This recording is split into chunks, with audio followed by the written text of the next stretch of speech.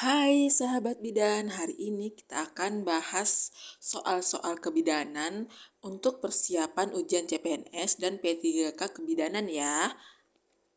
Nyonya Dita datang berkunjung ke BPM dengan keluhan pusing, sakit kepala dan badan terasa lemas. Hasil pemeriksaan TTV dalam batas normal, usia kehamilan 22 minggu, konjungtiva pucat dan kadar Hb 6 gram. Tindakan yang harus dilakukan bidan adalah A. Pemberian tablet FE 3x1. B. Menganjurkan ibu mengkonsumsi tablet FE, sayur bayam merah, dan susu. C. Rujuk ke rumah sakit. D. Melakukan transfusi darah. Jawabannya adalah C. Rujuk ke rumah sakit. Data fokus pada kasus ini yaitu Hb 6 mg, yang dimana kasus ini termasuk anemia berat, maka harus dilakukan rujukan. Ketika kasus ini berada di rumah sakit, bisa dilakukan transfusi, tapi setelah dikonsultasi terhadap dokter. Nyonya Vika datang ke poli kandungan Rumah Sakit Untada untuk memeriksakan kehamilannya.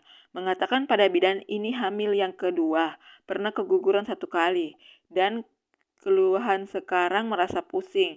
Hasil pemeriksaan tensinya 90/60, nadi 80, suhu badan 36,7, respirasi 20, konjungtiva anemis, usia kehamilan 25 minggu, Hb 8 mg. Diagnosa kasus di atas adalah A. G2P0 A1 dengan anemia berat, B. G2P1A0 dengan anemia berat, C. G2P0 A1 dengan anemia sedang, D. G2P0 A1 dengan anemia ringan.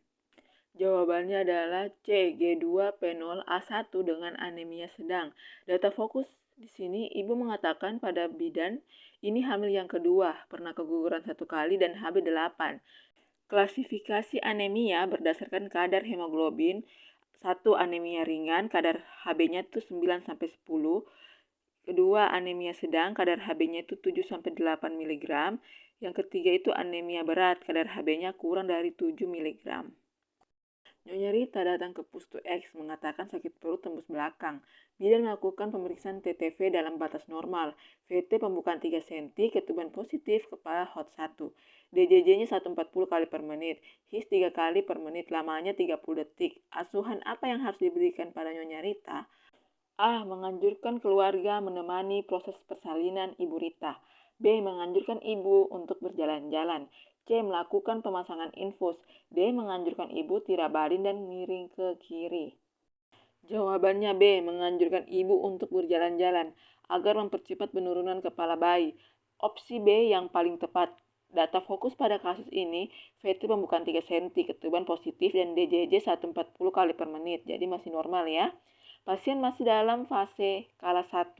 Keadaan umum ibu tidak membutuhkan pemasangan infus. Kalau di kala 1, asuhan sayang ibu itu meliputi 1. Dukungan emosional, 2. Mengatur posisi ibu jika positif ketubannya upward position. Jika ketubannya negatif, anjurkan ibu tirabaring atau miring kiri. Yang ketiga, memberikan cairan dan nutrisi. Yang keempat, keleluasan mobilisasi ke kamar mandi. Yang kelima, pencegahan infeksi. Yang keenam, melibatkan keluarga dalam pemberian asuhan, dan ketujuh, observasi. Dalam asuhan kebidanan selalu ada benang merah yang menjadi aspek dasar pada setiap persalinan normal maupun patologis, yaitu A.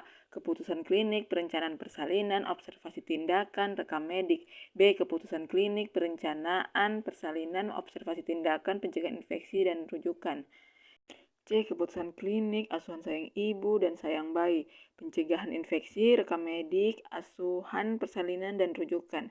D. Keputusan klinik, observasi tindakan, pencegahan infeksi, rekam medik, asuhan persalinan, dan rujukan.